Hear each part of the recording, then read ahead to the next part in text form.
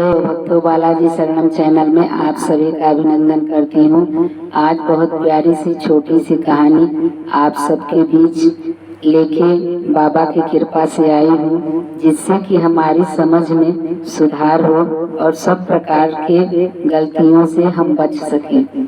तो एक चमेली नाम की औरत थी, जिसका एक बेटा था। बेटे का नाम था रमेश। तो पढ़ा लिखा कर रमेश को बड़ा कर दिया। फिर रमेश की शादी की तो बहू जब घर में आई तो खूब आदर सम्मान बहू का करती। धीरे धीरे अब जानते हो ना, अब जब रिश्ते पुराने होने लगते हैं, नए नए रिश्ते में तो बड़ा मान सम्मान प्यार दुलार भर भर के मिलता है, क्योंकि नए रिश्ते रहते हैं, नए लोग रहते हैं और बहू भी नई नई रहती हैं, सब चीज़ों से अनजान। तो वो भी घर को खुशियाँ बांटना चाहती हैं, देना चाहती हैं और परिवार भी उनको अपनाकर प्यार दुलार करता है। लेकिन जैसे जैसे दिन, ये तो सभी के जीवन में है, सबके घर में है, सभी के बीच है, सभी लोग जानते हैं। जैसे जैसे रिश्ता पुराना होता जाता है, कोई कहता है प्रेम बढ़ता है, कोई कहता है प्यार बढ़ता है, कोई कहता है खटपट बढ़ती है। तो चमेली जो थी धीरे धीरे बहू के प्रति उसके मन में क्रोध उपजने लगा।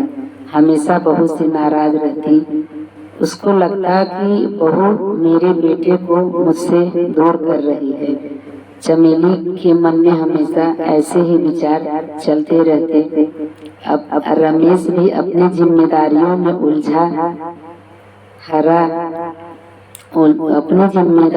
उलझा ऑफिस से हारा थका आता तो कहीं बहू शिकायत लेके बैठ जाती, कहीं माँ शिकायत लेके बैठ जाती। अब रमेश बेचारा बीच में पिसता, माँ को कहे कि बहू को, पत्नी को कहे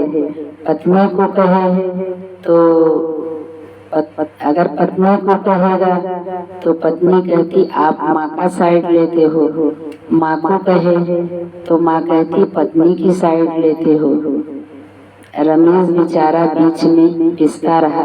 सास बहू के नोक झोंक होते रहते बराबर, किसी न किसी कारण रोज। तो माँ सोचती कि बेटा बस बहू का होके रह जाता, कभी न मेरे पास बैठता, न हाल चाल पूछता मेरा। माँ के दिमाग में अलग अलग विचार चलते रहते। तो एक दिन क्या हुआ, माँ ने कहा कि बेटा तेरी लुगाई मुझे बहुत परेशान करती है। तो रमेश भी दिमाग में कुछ चल रहा होगा, आखिर पत्नी को डांटने लगा। बहुत सारा सुनाया, बहुत सारी बातें सुनाए। घर में रहती हो, क्या करती रहती हो, मेरे माँ का देखभाल नहीं कर सकती, घर में बहू किस लिए लाया जाता है, पत्नी किस तरह से रोजमर्रा की जिंदगी में उसको खरी खोटी सुनाता। तो जब कमरे में जाता तो अपने पत्नी को बड़ा खरी खोटी सुनाता। पत्नी भी दो चार शब्दों का जवाब देती, कुछ सोचती कि चलिए ऑफिस से आए हैं, थके हारे हैं, इतनी महंगाई है, इनको भी टेंशन होती होगी, घर में इतने सारे खर्च हैं।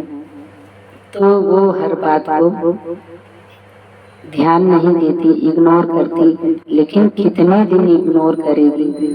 तो वो भी सुनते सुनते पक चुकी थी, उबल चुकी थी, थक चुकी थी।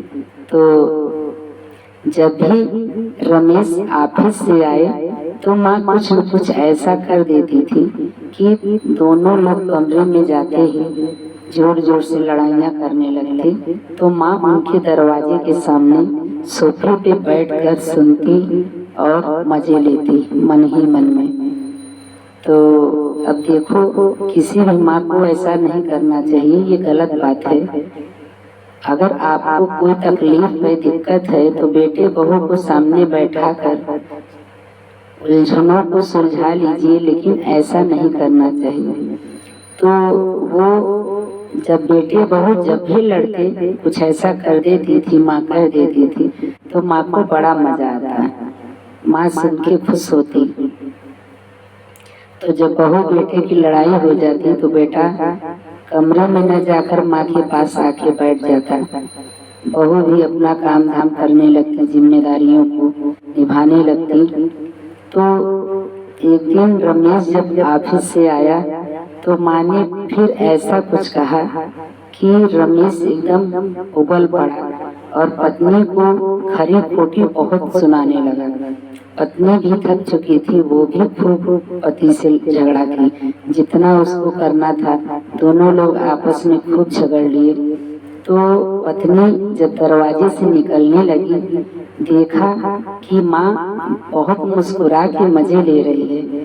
तो पत्नी ने कहा, बहू ने कहा, माँ बेटे बहू के झगड़े में आप क्यों हंस रही हैं? आपको क्या मजा मिल रहा है?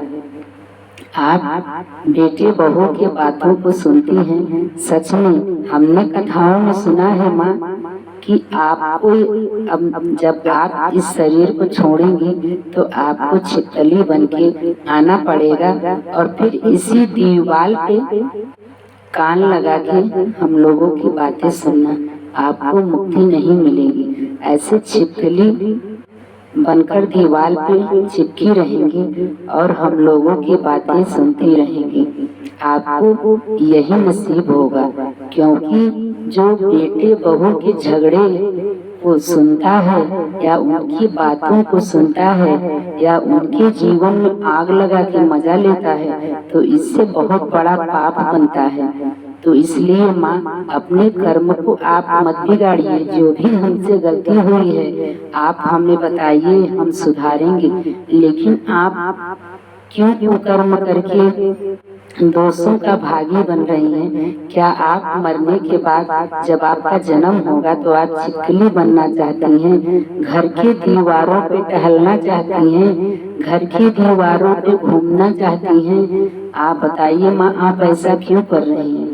सासू माँ की आंखें खुल गई। सासू माँ ने बहू से क्षमा मांगा, कहा, बहू मुझे हमेशा लगता था कि बेटा तुमसे ज्यादा प्यार करता है और माँ को भूल चुका है। बेटे की भी गलती है, सुबह शाम माँ के हालचाल ले लेने चाहिए। लेकिन रमेश भी बेचारा क्या करे, आजकल का ऐसा समय है कि लोग अपने कामों में उलझनों में उलझ के रह जाते हैं। इसलिए सभी को अपने अपने समझ से चलना चाहिए, किसी को कोई दोष नहीं देना चाहिए। और अगर किसी की बातों को अगर हम आप सुनेंगे छुप के, तो सच में छिपकली बन के आना पड़ेगा, दीवार पे चिपक कर गुनगुनाना पड़ेगा। अब आप दीवार पे चिपकना चाहते हैं या हरि के चरणों में रहना चाहते हैं, मर्जी आपकी। आप सभी को जय श्री राम।